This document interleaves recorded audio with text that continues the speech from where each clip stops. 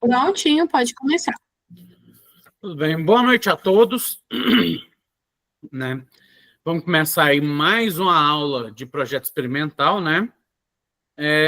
Ainda tem poucas pessoas online, então eu vou deixar uns pequenos avisos que eu queria dar daqui a uns 5 minutinhos, né? Mas já vamos começar a nossa aula, né? Então, ontem, se eu não me engano, ontem não, semana passada, né? Se eu não me engano, eu devo ter parado exatamente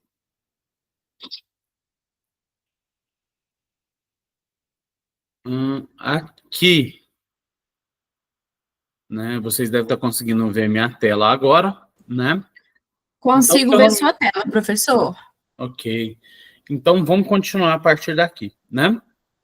Então, a gente falou um pouco sobre a ciência, tecnologia e a sociedade, né? Essa tríade muito importante e as relações entre elas. E a gente também falou sobre os tipos de conhecimento, né? Que são os 4 aí: o teológico, científico, filosófico e empírico, né? Também chamado de popular.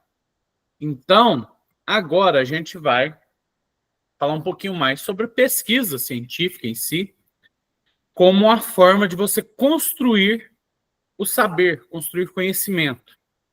Então, vamos lá. Sabemos que todas as ciências caracterizam-se pela utilização de métodos científicos, mas nem todas as áreas de estudo que empregam esses métodos são ciências, né? Então, o que acontece? Apesar do método científico ser muito importante, ser essencial para a construção da ciência, certo? Tem que ser uma coisa metodizada, tem que ter seu método próprio. Desculpe. Não é só a ciência que se aproveita do método científico, ok? Esse método científico ele pode ser usado para a construção de conhecimento em geral. Ele é interessante para isso. Você consegue um conhecimento baseado em fatos, certo? Mesmo que você não venha publicar, não faça uma pesquisa científica sobre o assunto, você ainda pode usar essa metodologia, né? Então, o Ringenberg, né, em 76, ele descreveu, né, o método científico como o caminho pelo qual se chega a determinado resultado, ainda que esse caminho não tenha sido fixado de antemão, de modo refletido e deliberado, né? Outra forma de ver isso seria a do Trujillo, em 74. Seria uma forma ordenada de proceder ao longo de um caminho.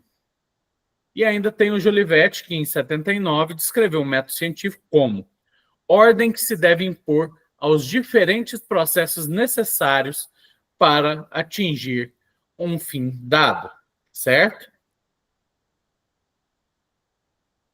O senso comum, né, que seria aí o conhecimento empírico, associado ao conhecimento filosófico e à questão teológica, orientou as preocupações do homem com o universo.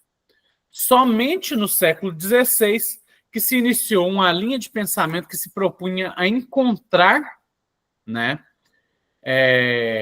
um conhecimento, um pensamento mais embasado, né, que tivesse maior garantia, procurando alguma coisa real, certo? Então, o conhecimento científico ele é mais jovem, entre aspas, que os outros tipos de conhecimento. Mesmo porque, como os outros tipos de conhecimento não necessitam de validação, de um tipo de método e tal, então eles são conhecimentos que eles são fáceis de adquirir. Fáceis, entre aspas, né? Por exemplo, o conhecimento filosófico, né? Ele demanda certo raciocínio lógico e tal. Você tem que pensar sobre o assunto, refletir bastante e tal. Mas o conhecimento lógico, o raciocínio filosófico, né, o conhecimento filosófico, ele não demanda que você prove nada. Então, se você pensou em uma coisa, refletiu sobre aquilo e faz sentido, o seu conhecimento está construído. O conhecimento científico é totalmente diferente nesse sentido. Por quê? Você tem, né, certeza do que aconteceu. Você pesquisou bastante, construiu seu conhecimento ao máximo e desenvolveu uma teoria. Você foi no laboratório, todo empolgado, fazer os testes e deu errado. Então, quer dizer, apesar de tudo fazer sentido, apesar de todo o trabalho que você teve, que foi similar ao conhecimento filosófico, ainda você acabou vendo que aquilo não se provou, certo? Então, o conhecimento científico ele é diferente, ele demanda mais esforço na sua construção que os outros tipos de conhecimento. Então, quando ele nasceu, né, não se buscavam mais as causas absolutas ou a natureza íntima das coisas. Ao contrário, procuravam-se compreender as relações entre elas, assim como a explicação dos acontecimentos através da observação científica aliada ao raciocínio, certo? Nos outros tipos de conhecimento, como o conhecimento teológico, você tem respostas absolutas para as coisas, certo? Quem fez o universo? Foi Deus que fez, ele fez em 7 dias, né? Fez em 6 dias e descansou no 7º. É por isso que a nossa semana tem 7 dias. Essa é a resposta do cristianismo e ela é uma resposta absoluta. Não há dúvida sobre ela. Certo? Agora, isso não é bem verdade dentro do conhecimento científico. Professor, Oi? tem gente que tá pedindo para entrar na aula. É porque não tá aceitando. Peraí, então. Deixa eu colocar aqui. Ué. Tá tentando entrar? E aqui não tá aparecendo nada. A Júlia, ela falou que tava tentando entrar e não tá... Fala para eles tentarem de novo, fazendo favor.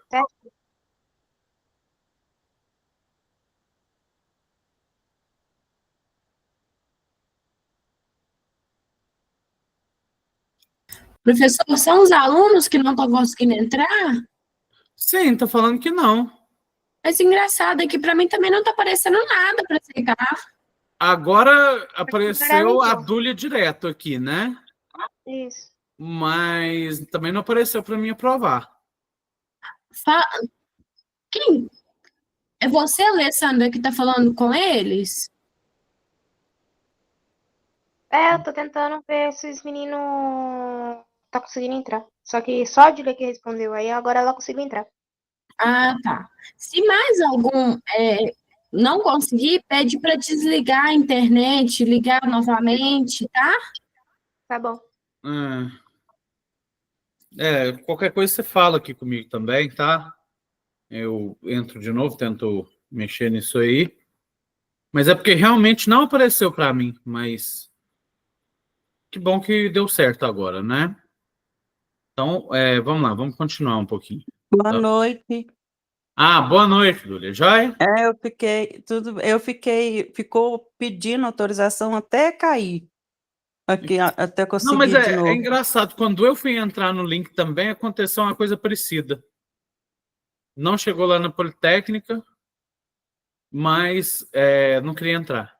Mas tudo bem. Boa noite, João Paulo. Boa noite, professor. Beleza? Joia. Conseguiu entrar fácil? Consegui. Então tá bom. Foi a primeira. Tá. Vocês tiveram uma aula presencial até quase agora, né? Parece. Não, foi aula presencial, isso mesmo. Então, eu imaginei. Eu tenho uns avisos para fazer, mas eu acho que eu vou fazer mais perto do final da aula, né? Mas... Então, vamos continuar aqui, né? Qualquer coisa vocês param, me perguntam, tá bom? Vamos lá. Tá, vamos lá. O que eu estava falando era sobre o conhecimento, como ele mudou, né? A gente já não vai buscar mais essas verdades absolutas. Então, o que acontece? Antigamente, né, por exemplo, conhecimento teológico, você tinha uma causa que era certeza para o seu problema, né? Ah, minha dúvida é, quem criou o universo? Ele falou, a teologia nos diz, foi Deus que criou o universo em 6 dias e no 7º dia ele descansou. Beleza, tudo bem. Essa é a visão teológica, né? O conhecimento científico, né? Ele vai criar teorias, né? Por exemplo, a teoria do Big Bang é uma teoria, tá? Ela não está com certeza provada, não é uma certeza absoluta que foi daquele jeito. É uma teoria muito boa, muito congruente, mas ela não é perfeita. Então, assim, você tem um avanço naquilo ali, na descoberta do que poderia ser, mas você não tem uma verdade absoluta. Pode aparecer uma teoria que esteja, que, por exemplo, concorde com a teoria do Big Bang, mas evolua, certo? Desenvolva mais. O próprio desenvolvimento das máquinas, o desenvolvimento científico é prova disso, certo? Quando a pessoa criou o telefone, ela não pensava que esse telefone antigão e tal, que você tinha coisa... não se pensava que aquilo seria o modo mais simples de... seria o modo mais perfeito que poderia ser criado de comunicação, certo? Aí depois veio o telefone doméstico, veio o celular, veio o smartphone e tal. Então, quer dizer, eles sempre vão aperfeiçoando esse conhecimento, eles sempre vão melhorando. E assim, se chegando mais perto da verdade. Tinha um comercial famoso há um tempo atrás, né? Que não, dizendo que não são as respostas que movem o mundo, são as perguntas, certo? É a curiosidade que leva ao desenvolvimento, ok? Da mesma forma que o conhecimento desenvolveu, o método, a organização de atividades, também passou por transformações. O pioneiro do método científico, né, do conhecimento científico, foi o chamado Galileu Galilei, né?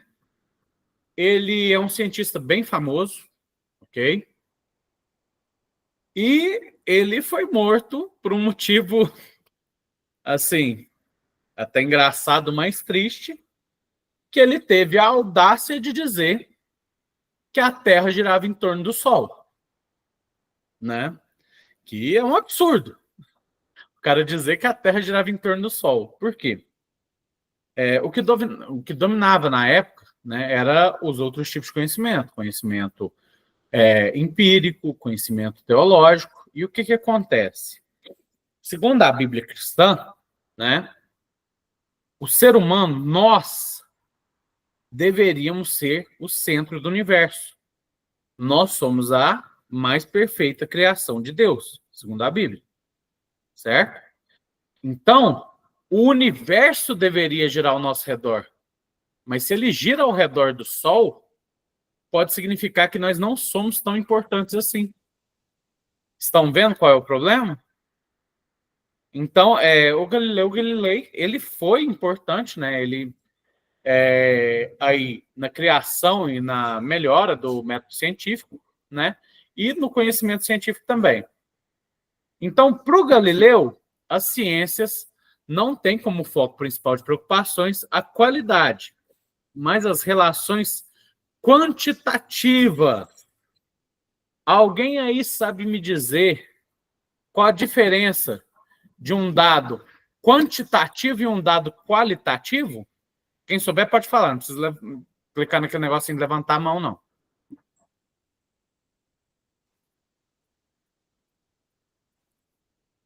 Não?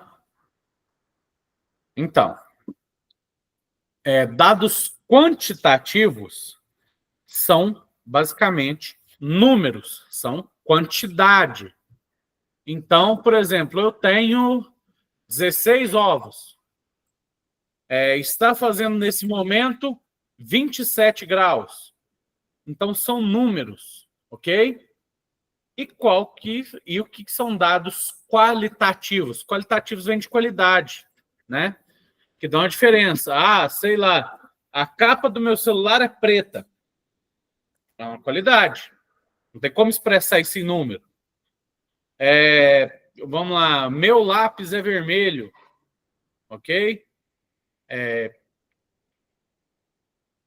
Minha mãe está doente, sei lá. Então, assim, dados qualitativos, eles expressam qualidades, não quantidades.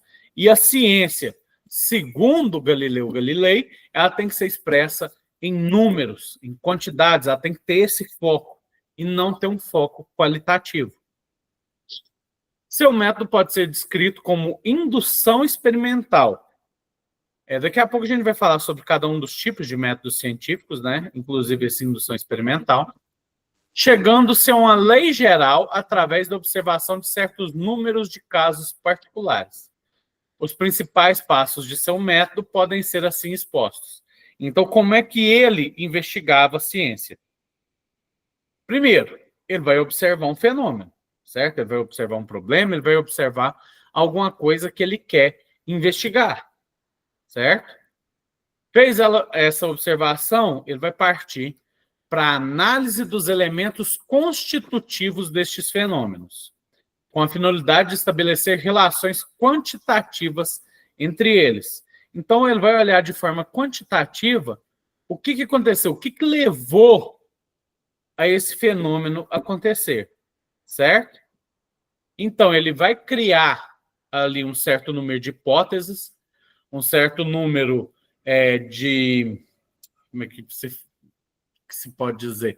De teorias sobre como aquilo funcionaria. Ele vai imaginar possíveis modos que levariam aquilo a acontecer.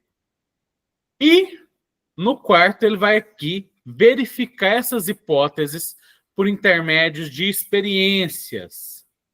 Então, nessa época, o Galilei, ele já se preocupava com essa parte.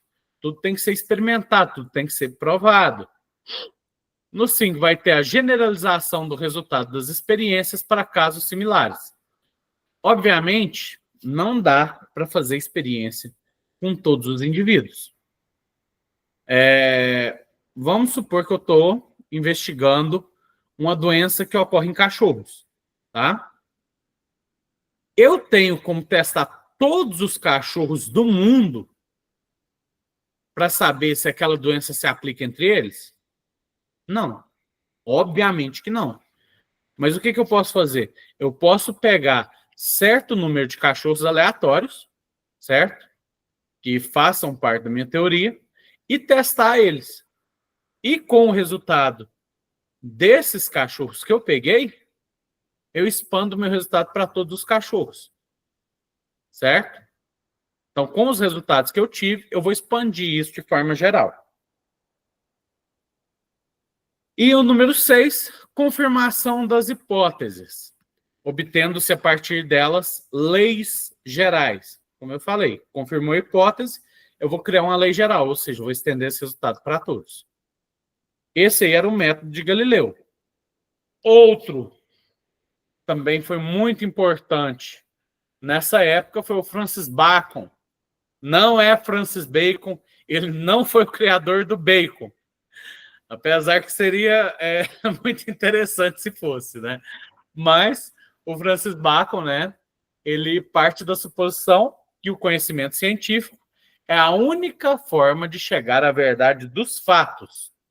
E para isso, né? Ele deve seguir as seguintes etapas. Primeiro, experimentação, né? Ele vai fazer os testes. Segundo, formulação de hipóteses. Então, notem aqui o seguinte. No caso do Bacon, ele... Oi, desculpe, passei cedo demais. No caso do Bacon, ele vai formular a hipótese somente após a experimentação. Antes de fazer essa experimentação, ele nem tem uma hipótese específica na cabeça, certo? Ele, a partir dos dados, que ele vai formular essa hipótese. Depois vai ter uma repetição, né, dos testes, testagem dessas hipóteses e formulação das generalizações e leis. Tá? Não sei se vocês já viram aquele filme do... Robert Downey Jr., né? Sherlock Holmes dele, mas ele diz que ele não gosta de pensar em nenhuma hipótese antes de obter todos os fatos, né? Para que ele não se sinta, não tente moldar os fatos à hipótese, ao contrário de mudar a hipótese aos fatos, né? Moldar um ao outro, tá? Outro cara que também foi bem importante nesse mesmo século foi o René Descartes, né? Ele teve uma obra muito famosa publicada, que ela se chama O Discurso do Método, e deu origem a um dos métodos mais conhecidos, que é chamado método dedutivo. Em que se baseia esse método, né? Nós vamos chegar lá também. Então, segundo ele, você chega à certeza através da razão, certo? De forma similar ao método filosófico, que é o princípio fundamental do conhecimento humano. Ele vai propor 4 regras para isso, né? Quais são essas regras? Primeiro, evidência, que diz que para não acolher jamais como verdadeira uma coisa que não se reconheça evidentemente como tal. Isto é, evitar a precipitação e o preconceito e não incluir juízo, senão aquilo que se apresenta com tal clareza ao espírito que torne impossível a dúvida. Mas para melhor explicar isso para vocês, eu vou ter que explicar um pouco do método descritivo, né? Acho que vocês vão entender melhor. Então, o que é o método descritivo? Basicamente, você tem uma lei geral, né? A partir dela, você vai usar o seu raciocínio lógico para chegar numa coisa específica, né? Vamos supor, vou dar um exemplo bem simples, né? Gatos têm coração, tá? É um conhecimento básico, uma lei universal, certo? Então, se todos os gatos têm coração, pensando logicamente, vamos supor, os gatos angorá têm coração.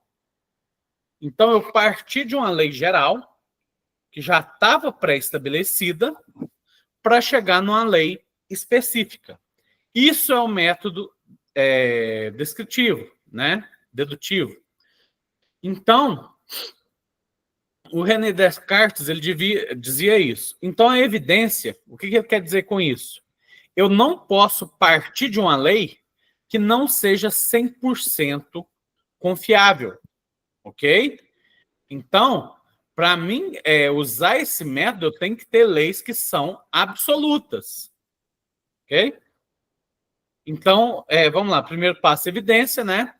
Segundo, análise, que consiste em dividir cada uma das dificuldades em tantas partes quantas necessárias para melhor resolvê-las. Ou seja, o processo que permite a decomposição do todo em suas partes constitutivas, indo sempre do mais para o menos complexo, né?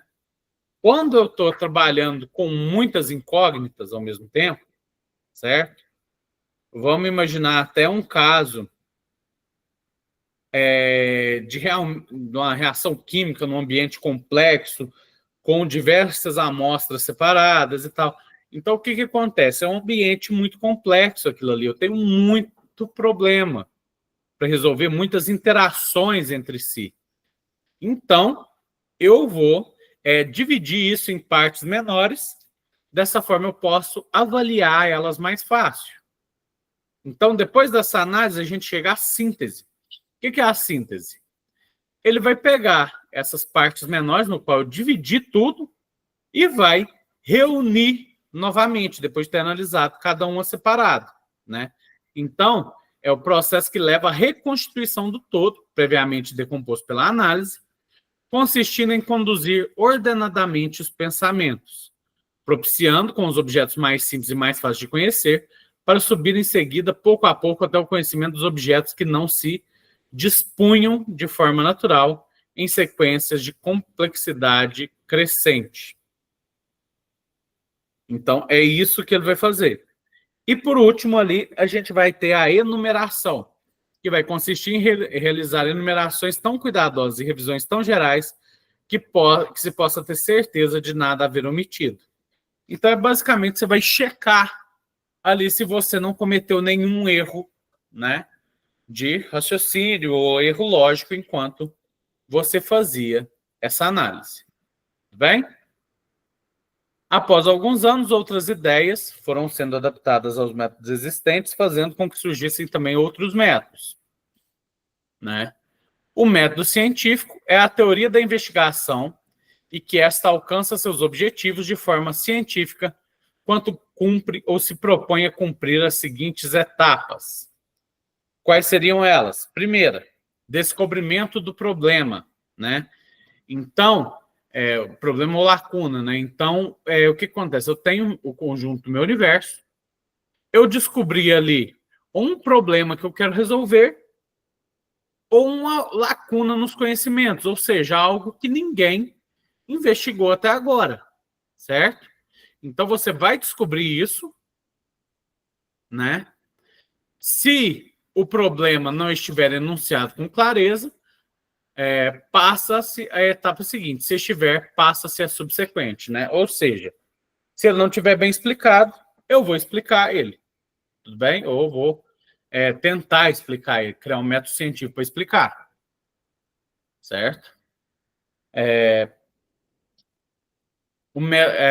Depois disso, você vai ter a colocação precisa do problema, ou ainda a recolocação de um velho problema à luz de novos conhecimentos, empíricos ou teóricos, substantivos ou metodológicos. O que acontece? Você vai explicar o seu problema, né? Ou ainda vai mostrar algo que alguém resolveu, né? Mas você vê que existem novas tecnologias, por exemplo, que podem facilitar aquela análise e aprofundar a análise. O caso mais antigo disso, por exemplo, é o átomo, né? Por muito tempo se acreditou, nem se acreditava que todas as coisas eram compostas por átomos, né? Aí veio a teoria do átomo. O átomo era a menor partícula possível que constituía tudo. Depois, com mais tecnologia, viu-se que o átomo pode ser dividido em prótons, nêutrons e elétrons. Com mais tecnologia ainda, viu-se que não era só prótons, nêutrons e elétrons, certo? E foi dividindo ele cada vez mais. Ou seja, você vai entendendo cada vez melhor como tudo funciona, né? Então, o avanço do conhecimento e da tecnologia, ele faz, né, com que o aprofundamento desse conhecimento seja possível. E terceiro, né, procura de conhecimentos ou instrumentos relevantes ao problema, ou seja, exame do conhecido para tentar resolver o problema, né? Então, você vai procurar em alguma coisa que você já sabe para tentar resolver aquele problema. Tentativa de solução do problema com auxílio dos meios identificados. Se a tentativa resultar inútil, passa-se a etapa seguinte. Em caso contrário, a subsequente, né? Então, você vai tentar solucionar o problema com o novo método que você criou, né, com a nova tecnologia. Mas se não der certo, né, você vai para a próxima etapa, que é o quê? Invenção de novas ideias, né? Você viu que não funcionou? Ah, tá, mas como é que eu posso melhorar isso aqui, então, se não for utilizando isso? Ah, tem outra forma. Qual forma? Então, eu vou criar novas hipóteses, teorias ou técnicas, né, para tentar resolver esse problema.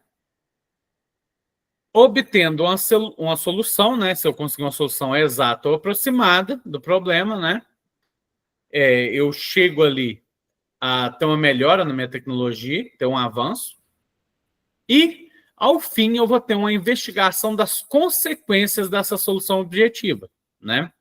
Ou seja, eu vou investigar quais foram os impactos daquela melhoria que eu fiz, né? Em se tratando de novos dados, é o exame das consequências que possam ter para as teorias relevantes. Aqui, por exemplo, eu tenho algumas evoluções que aconteceram com o tempo, né? A carta ela evoluiu para o e-mail, o telefone evoluiu para o celular. A televisão evoluiu para o LCD e hoje já evoluiu para o LED. Né? Os videogames antigos, como o Atari, evoluiu para o PlayStation 4, PlayStation 5. Os livros, hoje você lê tudo no iPad, você lê tudo na internet. Né? Então, você quase não está utilizando livros hoje em dia. Então, o que acontece? Eu tenho os avanços comigo. Nem sempre é possível prever ao que esses avanços vão levar. Por exemplo, o caso do Einstein, né? Ele avançou a ciência numa quantidade incrível. Só que por ela ter avançado tanto, a sua pesquisa, né, ela contribuiu muito, né, para a criação da bomba atômica. Então ele veio a se lamentar depois por ter contribuído para aquilo, certo? Aquela arma de destruição em massa que a gente conhece hoje. Então, tudo tem uma consequência, tá?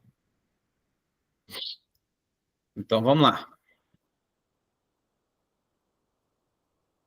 Prova ou comprovação da solução, né? Então, eu vou ter um confronto da solução com a totalidade das teorias e da informação empírica pertinente. Se o resultado é satisfatório, a pesquisa é dada como concluída, até novo aviso. Caso contrário, passa-se a etapa seguinte. Qual que seria essa etapa? Correção das hipóteses, né? Eu vi que a minha teoria ela descobriu alguma coisa que vai exatamente contra tudo que se acreditava antes. Então, eu vou ter que corrigir essas teorias, vou ver o que está errado ali para tentar mudar. Porque vai ter que mudar, porque a minha teoria acabou de provar que aquilo ali não é verídico. Ok? E com isso, né, naturalmente, aparece, né, um novo ciclo de investigação. Ok? Um método científico pode ser definido como uma série de regras básicas, as quais devem ser executadas na geração de conhecimento e que têm o intuito da ciência. Isso é, um método é usado para pesquisa e comprovação de um determinado assunto. Né? Então, o que acontece? O método ele é ordenado e você não pode seguir regras do jeito que você acha que é correto. Tudo bem? Você não pode ter muito achismo no método científico. Você tem que se basear em dados, né? E fazer aquilo da forma mais replicável possível. Porque outras pessoas podem tentar provar que aquilo ali está errado, ou podem ver se aquilo realmente está certo em qualquer outro lugar do mundo. Então, ela tem que poder testar a sua teoria e a sua teoria funcionar, né? Mais importante é isso, para que se tenha, de fato, construído conhecimento científico. O método científico parte da observação organizada de fatos, da realização de experiências, das deduções lógicas e da comprovação científica dos resultados obtidos. Para muitos autores, o método científico é a lógica aplicada à ciência, né? Como eu já falei, é isso exatamente que o conhecimento filosófico se parece com o conhecimento científico. Ele tem que ser, os dois utilizam da lógica, tem que ser utilizada essa lógica, né? Existem diversos métodos e cabe ao pesquisador, dependendo do objeto da pesquisa, né, e da sua natureza, selecionar um método de abordagem que entender mais adequado para a sua investigação científica, ok? Então, vai depender do que você quer fazer. Não existe um método que seja ideal para todo tipo de pesquisa, certo? Então, agora a gente vai falar um pouquinho sobre cada um desses métodos. São muitos? Até são, para falar a verdade, né? Então, vamos começar com o primeiro, acho que são 11, se eu não me engano. O primeiro deles, né, um dos mais utilizados, é o chamado método indutivo. O que esse método faz? Né? Basicamente, vamos ler aí, né? A aproximação dos fenômenos caminha geralmente para planos cada vez mais abrangentes, indo das constatações mais particulares às leis e teorias, conexão ascendente. Método que considera o conhecimento como baseado na experiência. A generalização deriva de observações de casos da realidade concreta e são elaboradas a partir de constatações particulares. Então, o que é isso? O que isso quer dizer? Eu tenho essa foto aí do método para vocês. Então, se eu observo que A é igual a 1, que B é igual a 2 e que C é igual a 3, logicamente, né, pensando assim, o D ele vai ser igual a 4, o E vai ser igual a 5 e o F vai ser igual a 6. Certo? Então, o que acontece? O que isso quer dizer na prática? Na prática, eu vou observar casos. Certo? Lembram do que eu falei dos cachorros? Então, observei um cachorro. Ele contraiu a doença bebendo água contaminada. Observei 2 cachorros. O segundo cachorro também obteve a doença desse jeito. O terceiro também desse jeito. O 55º desse jeito. Então, logicamente, todo cachorro vai conseguir essa doença se beber água contaminada. Essa vai ser a lei concreta a qual eu vou chegar através do meu método indutivo. Tudo bem? Ao contrário dele, a gente tem um método lá do Descartes, né? Que seria o dedutivo. Ele vai ser exatamente o contrário do indutivo. Então, o que acontece? Partindo das teorias e leis, na maioria das vezes, prevê a ocorrência de fenômenos particulares, conexão descendente. Se o conhecimento é insuficiente para explicar um fenômeno, surge o problema. Para expressar as dificuldades do problema, são formuladas hipóteses. Das hipóteses, deduzem consequências a serem testadas ou falseadas, tornar falsas as consequências deduzidas das hipóteses.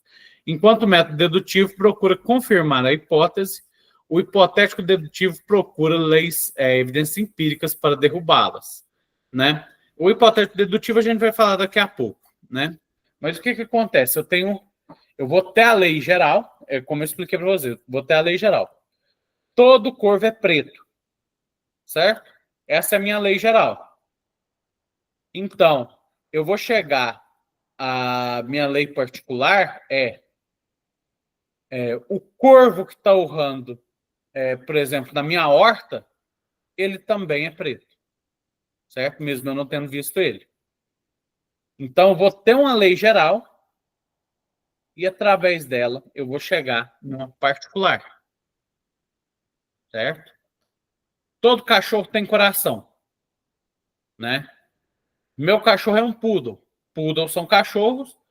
O meu poodle tem coração, certo?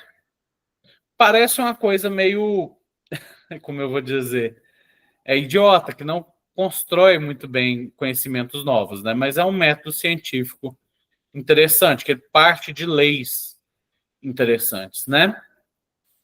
Então, ele vai ser o contrário do indutivo. O indutivo, você chega nos casos particulares e você vai para o geral, você cria uma lei geral. Esse não, ele pega as leis gerais e chega a casos particulares. A gente vai ter também o hipotético dedutivo. O que seria esse, né? Basicamente, você vai perceber uma lacuna nos conhecimentos, como eu falei, acerca da qual formula hipóteses pelo processo de inferência dedutiva. Ou seja, você notou uma lacuna, você vai falar assim, não, o que pode ter causado aquilo ali? Então, você cria uma teoria para ela, tá? Você testa a predição da ocorrência de fenômenos abrangidos pela hipótese. Se o conhecimento é insuficiente para explicar um fenômeno, surge o problema. Para expressar as dificuldades do problema, são formuladas hipóteses. As hipóteses deduzem-se consequências a serem testadas ou falseadas. Ou seja, eu fiz minha hipótese, né? eu vou testar essa hipótese. Eu vou tentar desmentir a minha própria hipótese. Ok? Então, eu fiz minha hipótese. Testei uma vez. Não foi falseada. Ou seja, a hipótese parece verdadeira. Testei de outra forma. Não foi falseada também. Testei mais uma vez. Não foi falseada. Testei uma nova fórmula. Não foi falseada. Então, quanto mais você testou, se ela não conseguiu falsear ela, quer dizer que aquela sua hipótese provavelmente está certa. E mais, quanto mais falseável ela for, ou seja, enquanto mais testes ela passar, mais confiável é aquela hipótese. Tá? Então, vamos lá. A gente também vai ter um método dialético. O que é esse método dialético? Esse método dialético ele vai ser mais utilizado dentro das ciências humanas, né? Ele não entra muito nas ciências de verdade, como eu digo. Nada contra aí, pessoal. Se alguém quiser ir para o lado dos humanos, pode ir tranquilo e tal. Mas eu não considero muito, não, algumas delas, tá? Então, o que esse método dialético diz? Né?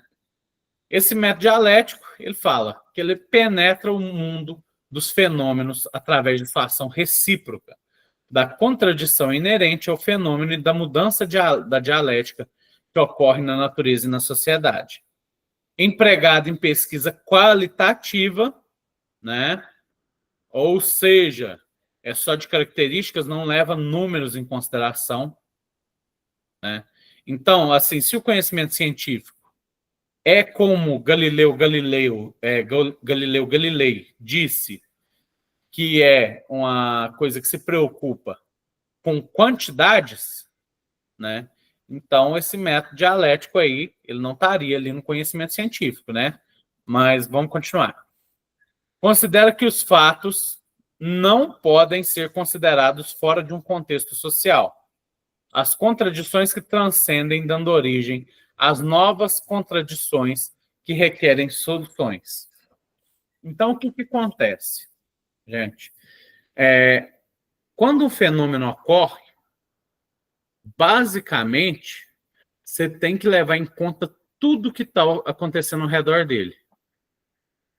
Por exemplo, teve uma greve de trabalhadores lá em São Paulo, tá?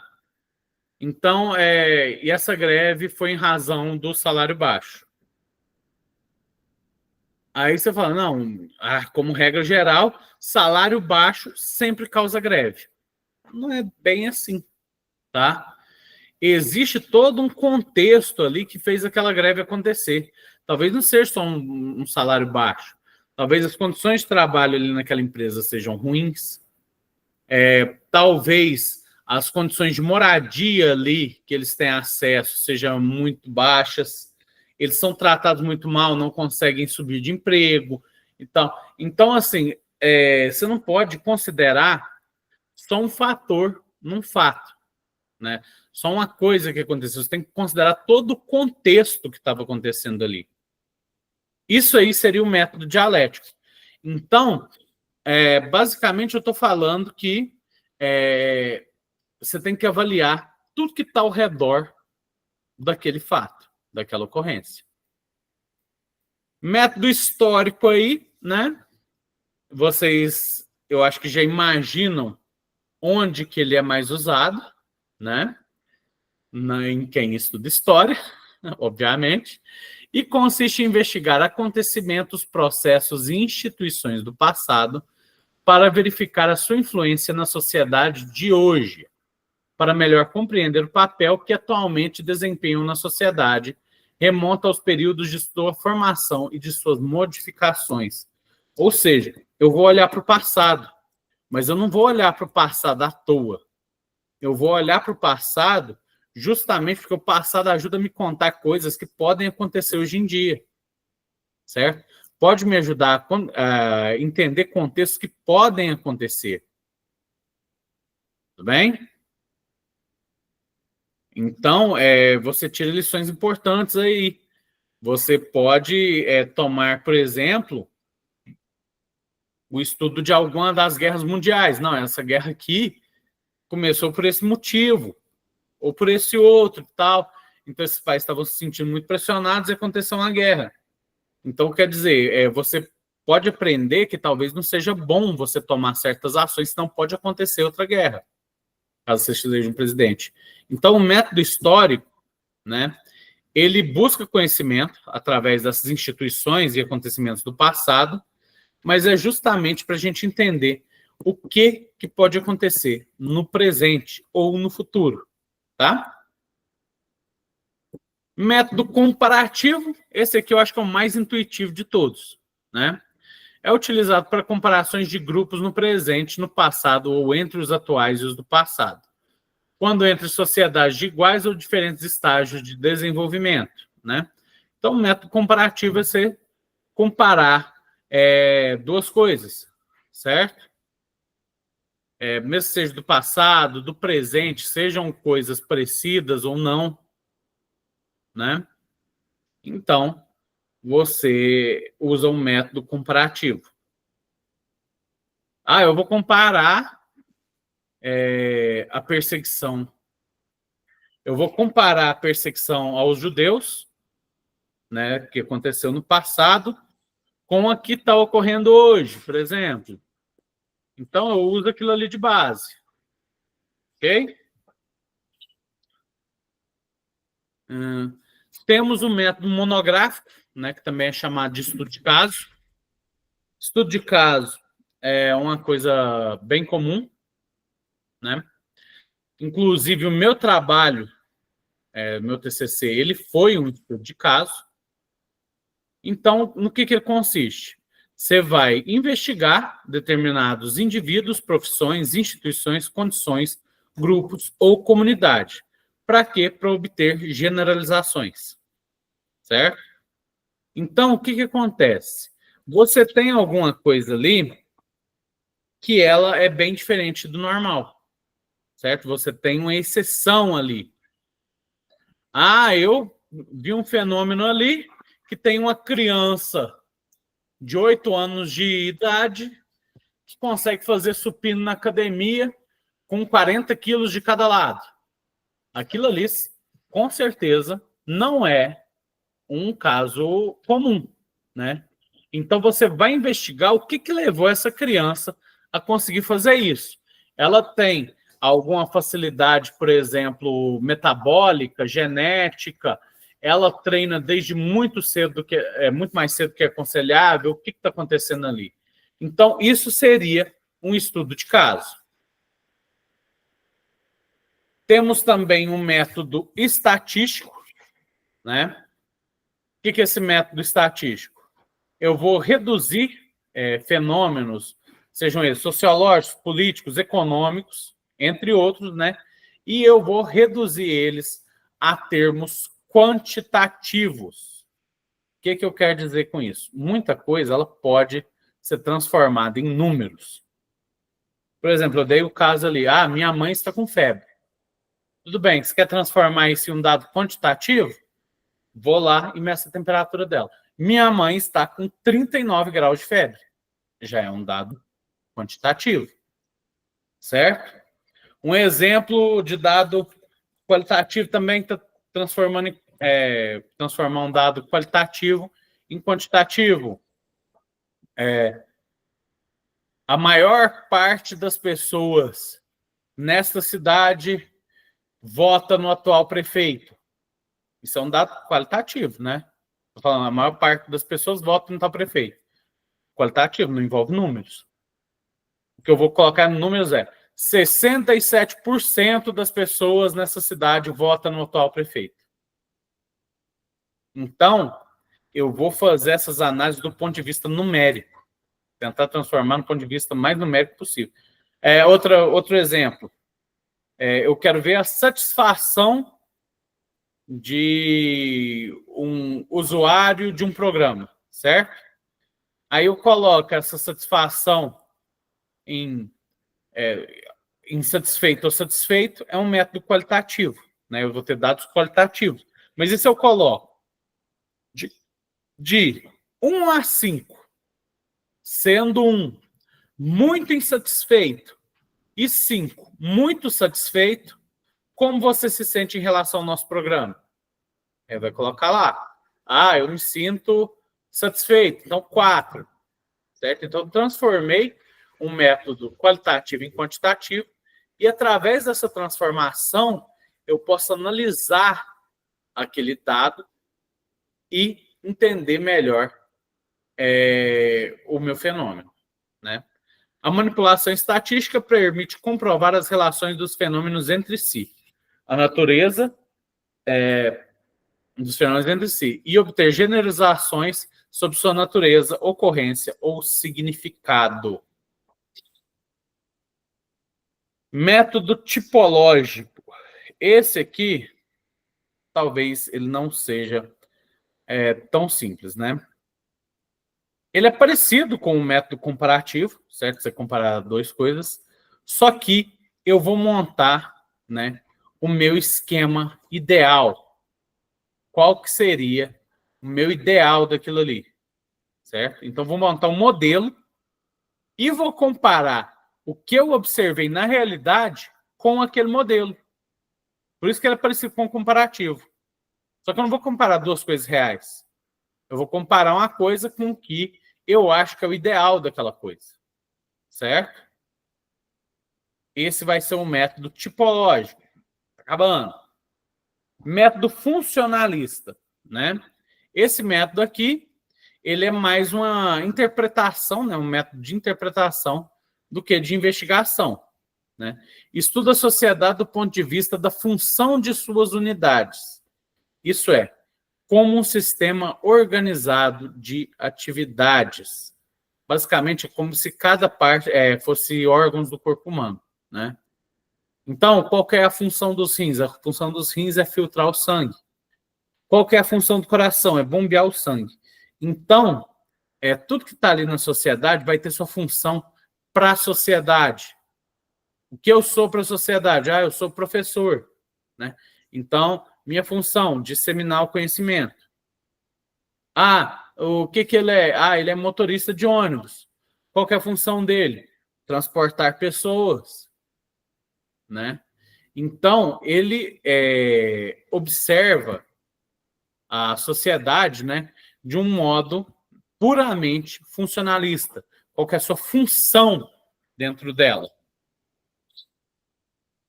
E temos também um método estruturalista, que vocês provavelmente não vão trabalhar com ele, mas eu tenho que falar. Basicamente, você vai investigar um fenômeno, né? E eleva-se a ele a um nível abstrato, né? Como? Pela construção de um modelo que represente o objeto de estudo, retornando, por fim, ao concreto. Dessa vez com uma realidade estruturada relacionada com a experiência do sujeito social. O que é isso? Isso aqui é muito utilizado na linguística, certo? A gente tem partes ali que elas vão ter certa função, seja em qualquer língua. Por exemplo, eu sempre vou ter um verbo, normalmente, em uma frase, né? O que o verbo faz? Ele vai indicar uma ação. Ele vai ser parte essencial da frase. Então, isso aí tem em todas as línguas. Então, tem uma língua que você não conhece? Espera aí, gente. Pode ir, velho. Não esquenta comigo, não. Tá? Falta uns minutinhos ainda. Pode ir. Não. Pode ir. Então, vamos lá. Então, eu vou ter aquelas funções dentro da linguística, né?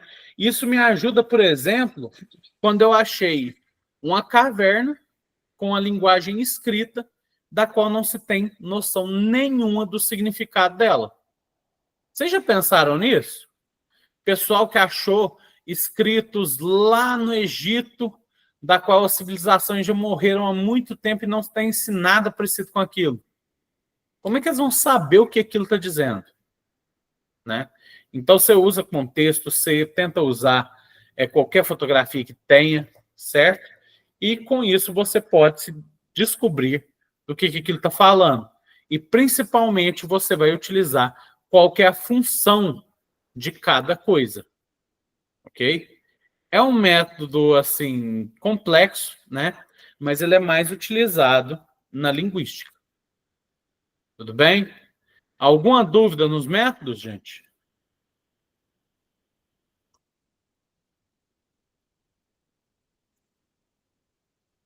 Não? Eu só é bastante método, né? São 11, né? Pois é. Mas uma coisa eu digo para vocês, tem métodos mais importantes que os outros, tá? Principalmente para a gente. Deixa eu voltar aqui, só para mostrar para vocês. Por exemplo, um método estruturalista, dificilmente a gente vai usar nas ciências exatas, né? Eu acho que a gente tem que dar mais foco aqui. Como é um curso de Química e outro de mineração, acho que a gente não tem que dar muito foco nos métodos que são mais voltados ali para a área de humanos. O método estruturalista é um deles. Esse método funcionalista é um deles também. Esse método tipológico até que pode ter alguns casos dele, tá?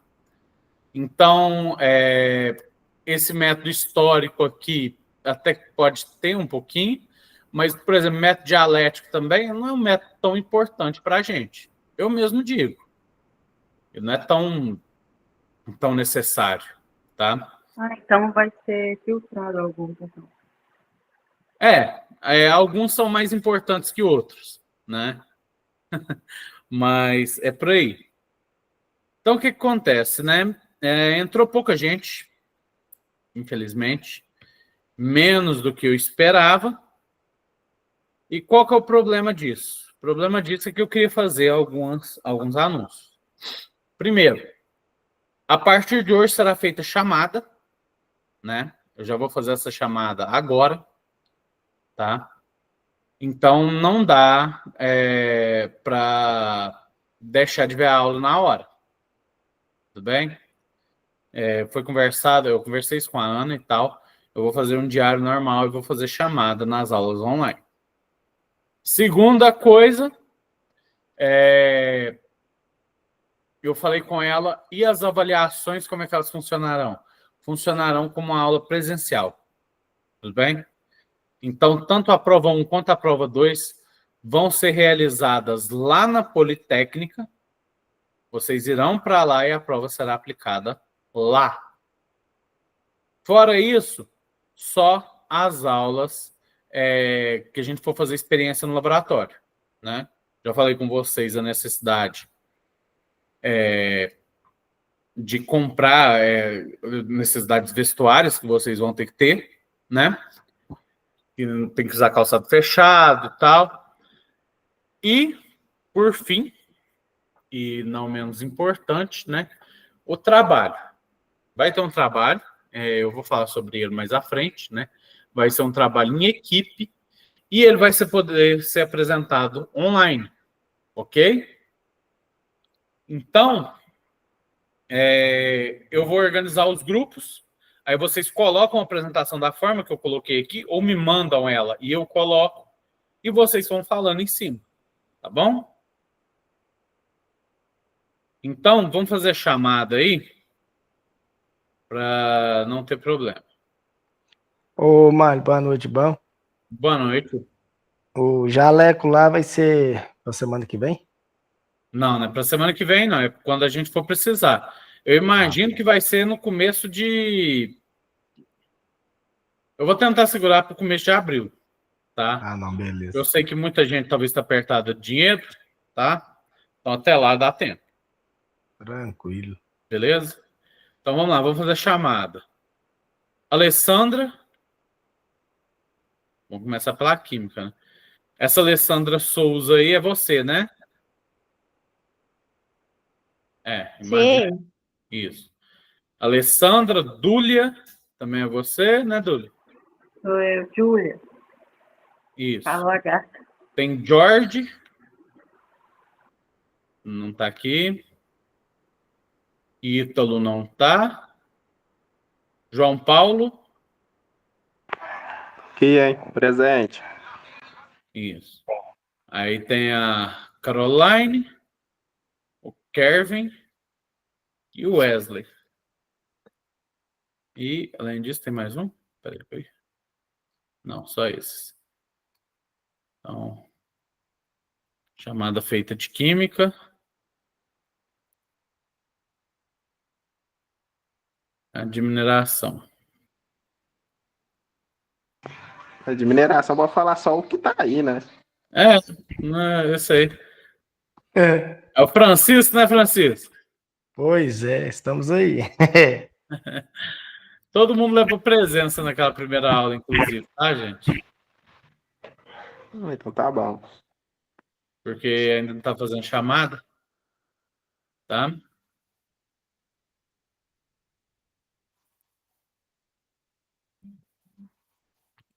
Então tá bom, gente. Então, até a próxima aula. Muito obrigado pela atenção, tá? E semana que vem a gente se vê. Tá bom? Falou, bom descanso. Boa noite, professor. Com Deus, hein? Boa noite. Boa Oi, noite. Alessandra. Boa noite, professor. Boa noite. Peraí, Alessandra. Pode falar, Alessandra. As aulas vão continuar sendo gravadas? Acho que vão normal. Só que vai ter lista de Ah, a gente chamada. vai ter acesso depois, né? Vai. É. Tá? Obrigado, boa noite. Boa noite. Boa noite.